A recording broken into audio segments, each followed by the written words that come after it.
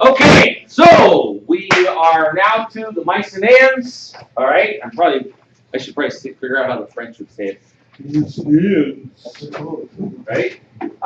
And so one of the things that as we transition, remember the Minoans were they were a disappeared culture, right? And I mentioned that the Minoans essentially their culture was absorbed into the Mycenaeans. The Minoans disappeared because of what we think was a seismic event or a major seismic event. The Mycenaeans, if you remember that initial map, they were over on the mainland. They weren't in Crete and they weren't on the islands. Okay, so these were the true forerunners to the Greeks. They absorbed the Minoan technology and culture, but they were a very different breed. They were more warlike. There is the assumption that I guess I have to try to butcher this poor guy's name. King Agamemnon from the Iliad, right? There is thought that this king was part of the Mycenaean culture. Okay, so what they did is they took their language, which is essentially pre-Greek, right? The Minoans had a different language, and they absorbed all of the Minoan technology into their stuff, and they blended it to become a new civilization or a new culture. Okay, so the Mycenaeans they built cities on hillsides, and so they essentially kind of considered they considered their villages to be, they're not villages, they're cities, to be more fortress-like. Okay, remember we talked about that the Mycenaeans were they were kind of aware of the way that light entered rooms and cross ventilation. Those are all things that are considered by people that don't have this sort of warrior mindset. So if you look at this particular thing, you see this defensive wall, and you see these sort of these buildings behind the defensive wall. It's very much like some of the other cultures that we looked at early on. All right. Here's a three-dimensional view of that. And again, we have this hillside sort of more organic, less organized, right? It's organized by the topography, but it's less organized by rigid geometry. When you looked at the Palace of Knossos, what you were looking at there was this palace that was pretty much all orthogonal. And you look at this as a sort of a city, and you see that it's sort of working its way up the hillside. It's more along the lines of what we'll see later when we get to sort of medieval cultures. Do you guys remember when we were talking about the Assyrians versus the Sumerians? And we showed you the Sumerian stuff, and it was all very precise and stuff. And then we went to that King Sargon's palace, and it's like, one palace was here, and the other one was just slightly off, and another one was slightly off. That's sort of the difference that we have here. And it's the same thing occurs once again, right? We have this very astute civilization that was not warlike. They were seafaring people, like the Sumerians that were very cultured. And then we have this warring nation that takes over them. And in both cases, we see that the warriors are a bit more sluggish than the intellectuals are. So, all right.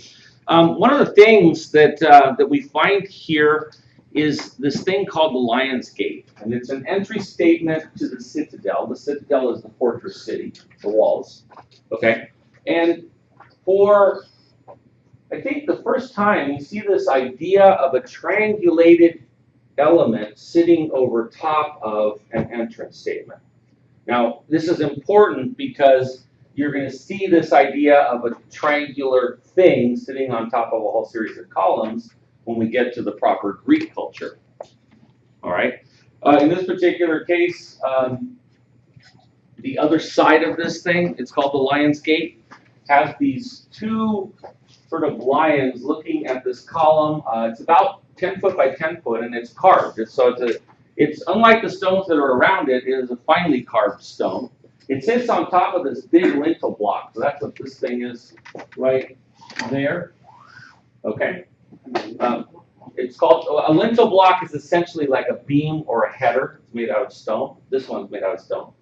All right.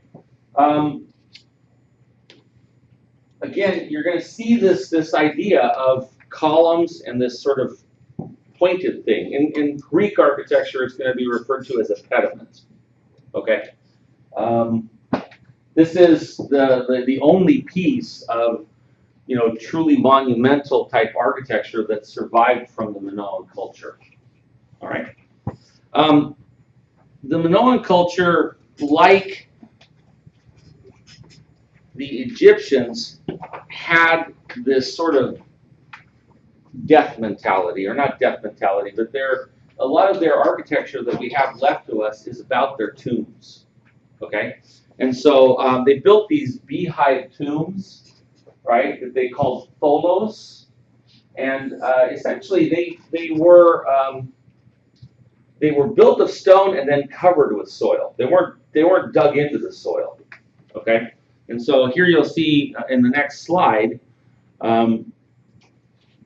sort of the structure of it. They're very geometrically precise. So when you look at like the center of it and the way that these sort of walls were made and the corbelling, okay, of the stones, there's a very high level of precision in how these structures were built. Okay.